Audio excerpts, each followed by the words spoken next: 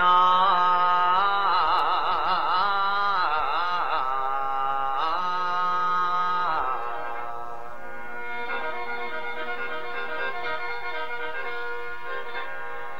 และเสียงฟ้าห้องอื่นๆว่ามันฝนสิมาพวกเศร้าให้เศร้าหน้าละดีใจสมซื่นตั้งที่แท้ผัดแม่นเสียงเล่าตื่นและบอกพระเด็จการฟ้าเราเข้าเฮือนซ่านผ้ากันสวนคำฟังดังตูมตาม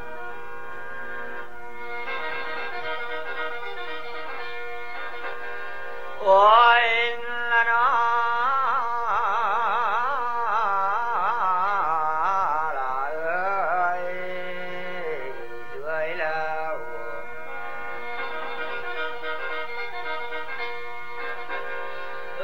จังว่าฟังเด้อเจ้าพวกท่านทั้งหลายข่อยสิบรรยายจินตนาการใหม่ขอให้เอาใจใส่ฟังเบิ่งน้ำกันเว้าเรื่องปัจจุบันเมืองลาวลำบากเมืองลาวเฮาทุกข์ยากหลุดลอยถอยหลังว่ามันเป็นย้อนหยังกะฮู้จักแล้วตัว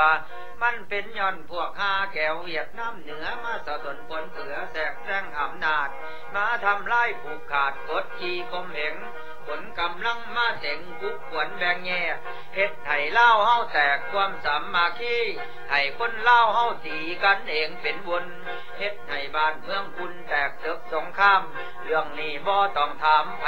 กะฮู้ว่าแก้วเนื้อผลอยู่ในเมืองเวียงจันทน์อยู่บ่อนใดสำคัญแม่นมันบังคับมันสั่งจดสั่งนับทรัพย์สินเงินคำมันไปกำทหารตำรวจมันไปกวดห้องลาห้องการตลอดธนาคารโรงการห้องสั่งกวดไปเบิดทุกอย่างสะพมสะผ้าองค์ไก่สอนนันว่าเป็นพ่อเพียงหุ่นถ้าการแตกคุณเมื่อแก้วบอกหยังหากมีไผคัดหวงเพิ่นประจับมัดศอกจับใส่คุกใส่กอกนาบปูทำลายเบิ่งพวกเขาย่านตายทำกรรมทุกอย่างปฏิบัติคำสั่งนายใหญ่ของเขาผลประโยชน์ของเล่าเขาเลยบ่เกี่ยว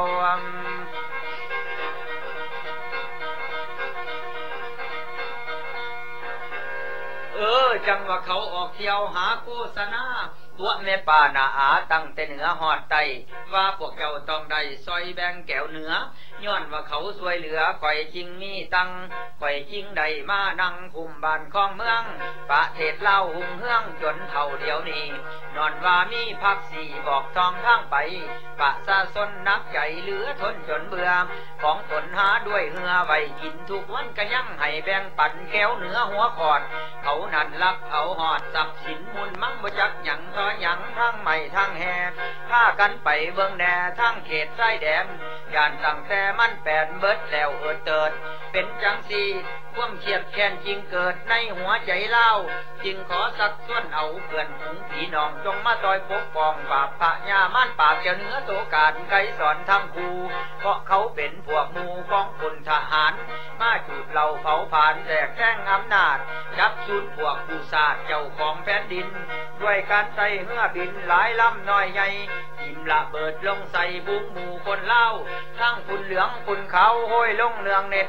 ทั้งยาเบื่อยาผิดใส่ปะซาส้นบ่จักสัตว์จักคนตายไปเป็นห้อยทั้งผู้เฒ่าเด็กหน่อยเป็นน่าสงสารตลอดทั้งเฮือนซ่านโรงสารโรงสร้างจุดไฟเบิดทุกรางวัดว่าอารามแผ่นดินอันจบงามของเล่าแต่กี่ใครสอนเอาใส่ดีพวกหมู่แก้วเนื้อ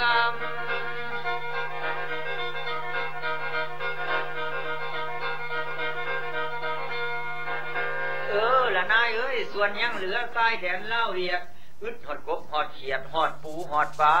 ฝูงสัตว์สาตายดับปล่อยซอยทั้งน้ำใหญ่น้ำน้อยอย่าผิดเคมีนี่กับพวกอัปปีเอามาบานใจเกิดอุบาทบักใหญ่ไปหลายเส้นคนเดี๋ยวนี้การประดิษฐ์ผลทำหน้าทำให้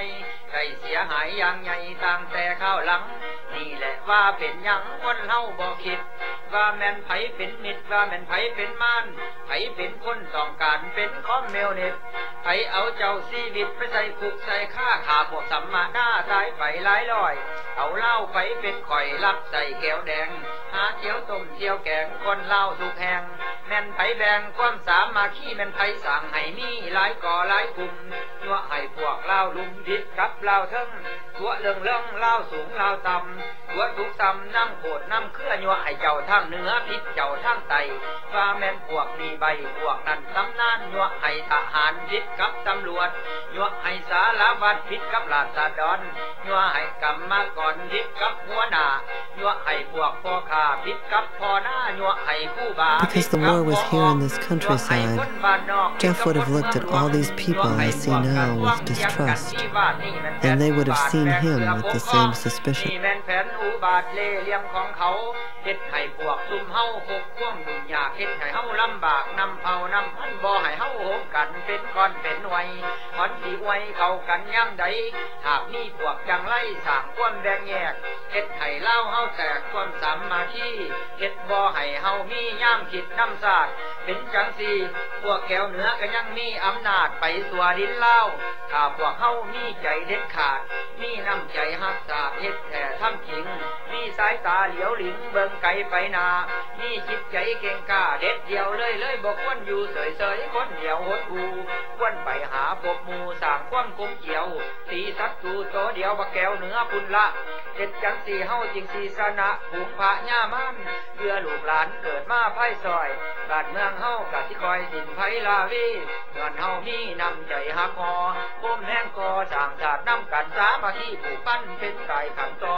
ยามศัตรูมารอลุกลู่ลวนลามได้พากันปราบปรามสู่อย่างองอาจไล่พวกทำลายศาสตร์ออกจากท่านี้เล่าเฮาจริงสิมีความเอกราชคนทั้งชาติจึงได้มีหน้าตื่นบานสีดังจังหายไว้แน่เท่านั้น